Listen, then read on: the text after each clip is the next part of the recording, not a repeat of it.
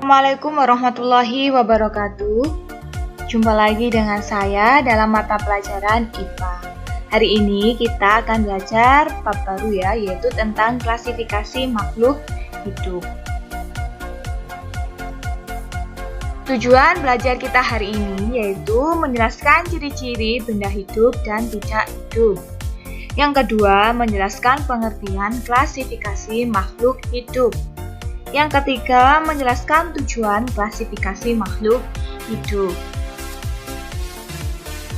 Nah, tahukah kamu bahwa di kehidupan ini terdapat dua macam benda, yaitu benda hidup dan tidak hidup, atau makhluk hidup dan mati.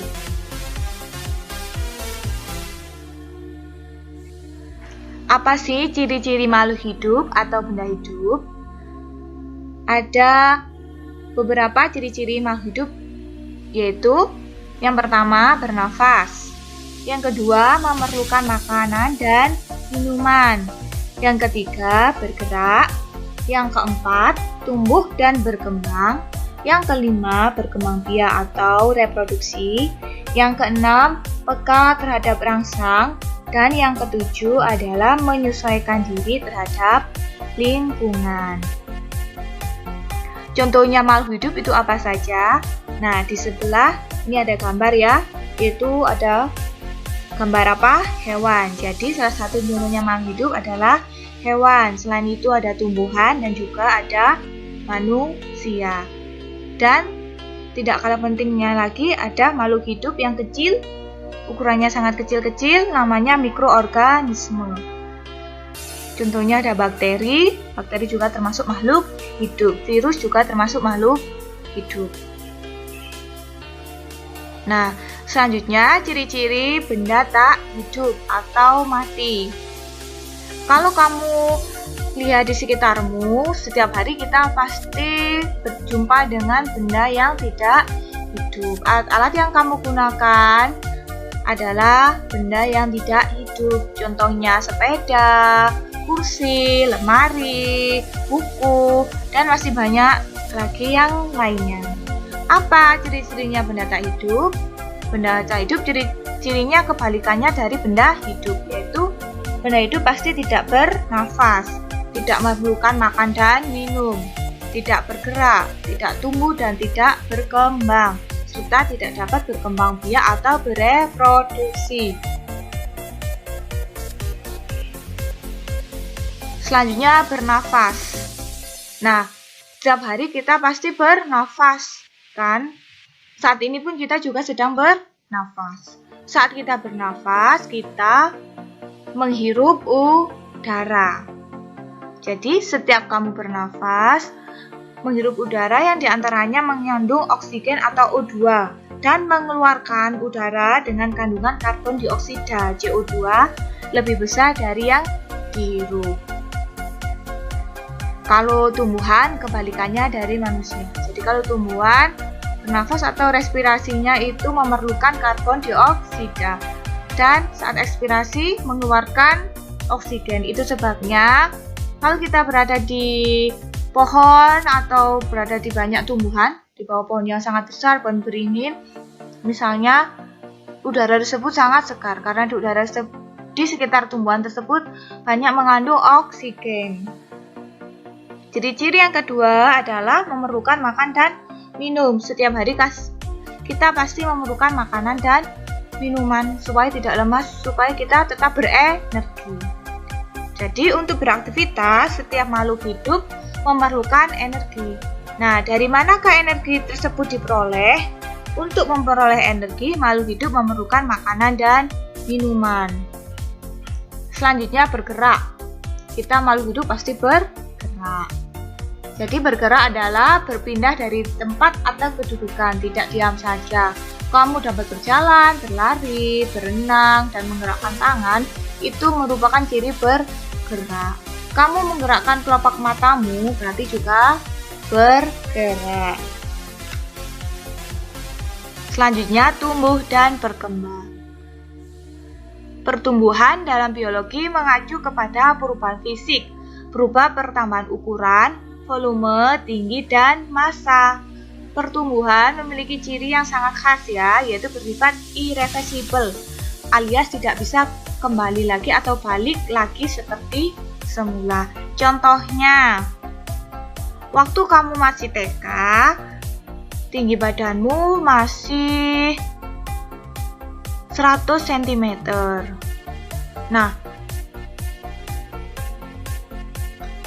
atau waktu masih TK masih 80 cm. 80 sampai 100 cm.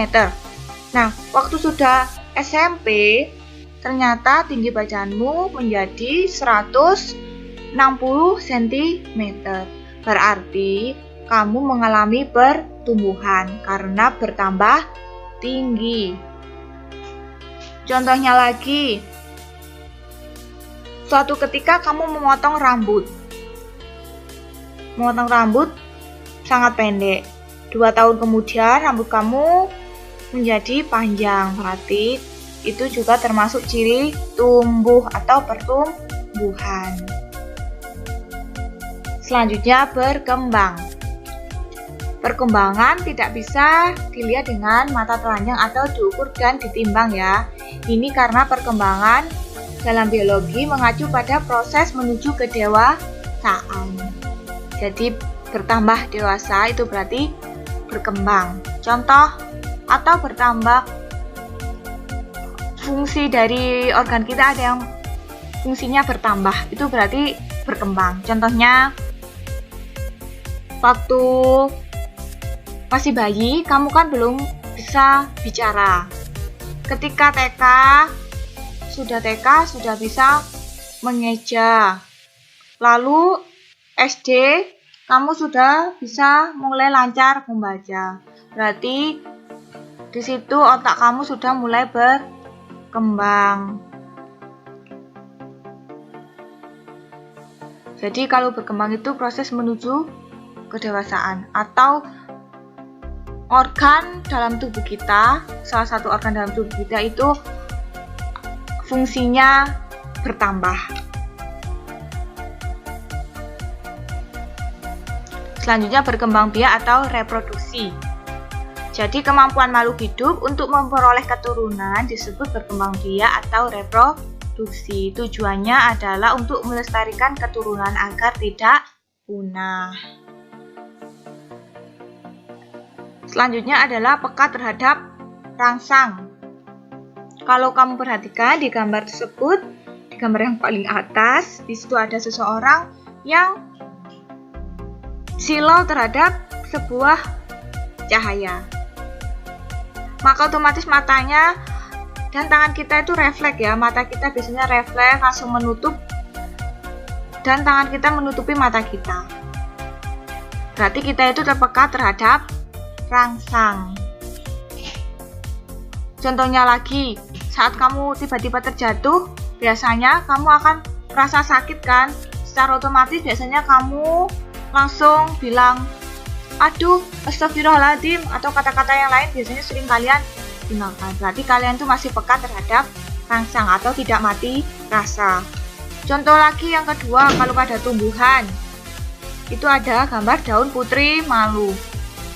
Pada gambar daun putri malu ini, ketika daunnya disentuh oleh benda atau kita sentuh, secara tiba-tiba daun tersebut otomatis pasti akan mengatup atau menutup karena dia peka terhadap rangsang. Nah, jadi makhluk hidup mempunyai kemampuan untuk memberikan tanggapan terhadap rangsangan yang diterima. Kemampuan menanggapi rangsangan disebut iritabilitas. Yang terakhir, menyesuaikan diri terhadap lingkungan. Kemampuan makhluk hidup untuk menyesuaikan diri dengan lingkungannya disebut adaptasi. Kita semua makhluk hidup pasti memerlukan pasti adaptasi dengan lingkungan. Apalagi kalau lingkungannya baru. Sama seperti hewan maupun tumbuhan juga melakukan adaptasi. Contohnya kaktus. Nah, kalau pada tumbuhan kaktus, dia memiliki kandungan air yang sangat banyak karena kaktus itu tinggal di tempat yang kering. Contohnya lagi ada hewan bunglon. Dia bisa berubah warna ketika menyentuh sesuatu. Jika dia menempel pada daun yang warna hijau, maka tubuhnya juga akan menjadi hijau. Nah, tujuannya adalah untuk melindungi diri dari mangsa. Dan masih banyak contoh lagi yang lainnya. Oke, tentang ciri-ciri makhluk hidup dan tak hidup sudah kita pelajari. Sekarang lanjut ke pengklasifikasian makhluk hidup ya. Jadi, apa sih pengertian klasifikasi? Klasifikasi makhluk hidup, pengelompokan makhluk hidup dinamakan klasifikasi. Jadi, klasifikasi itu sama dengan mengelompokkan makhluk hidup atau pengkelompokan makhluk hidup. Klasifikasi makhluk hidup adalah suatu cara mengelompokkan makhluk hidup berdasarkan kesamaan ciri yang dimiliki. Tujuan umum dari klasifikasi adalah mempermudah mengenali, membandingkan, dan mempelajari makhluk hidup. Karena di alam semesta ini banyak sekali makhluk hidup. Untuk itu kita perlu mengklasifikasikannya supaya kita lebih mudah untuk mengenalinya dan membandingkan serta mempelajarinya. Apa tujuan khususnya? Yang pertama, mengelompokkan makhluk hidup berdasarkan persamaan dan perbedaan ciri-ciri yang dimiliki. Yang kedua, mendeskripsikan ciri-ciri suatu jenis makhluk hidup untuk membedakannya dengan makhluk hidup dari jenis yang lain. Yang ketiga, mengetahui hubungan kekerabatan antar makhluk hidup. Yang keempat, memberi nama makhluk hidup yang belum diketahui namanya.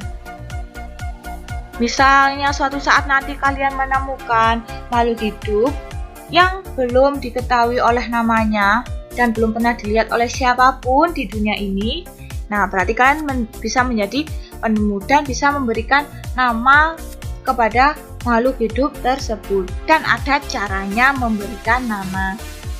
Ada tata caranya. Nanti akan kita pelajari di subbab berikut ini atau di pertemuan selanjutnya.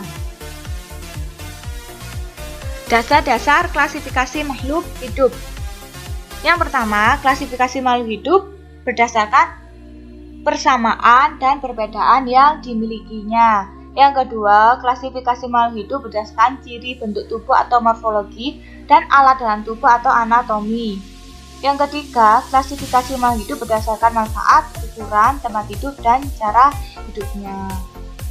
Nah, materi hari ini cukup sampai di sini ya. Jadi hari ini kita cukup mempelajari ciri-ciri makhluk hidup dan tak hidup, pengertian klasifikasi makhluk hidup, tujuan, serta dasar klasifikasi makhluk hidup. Jika ada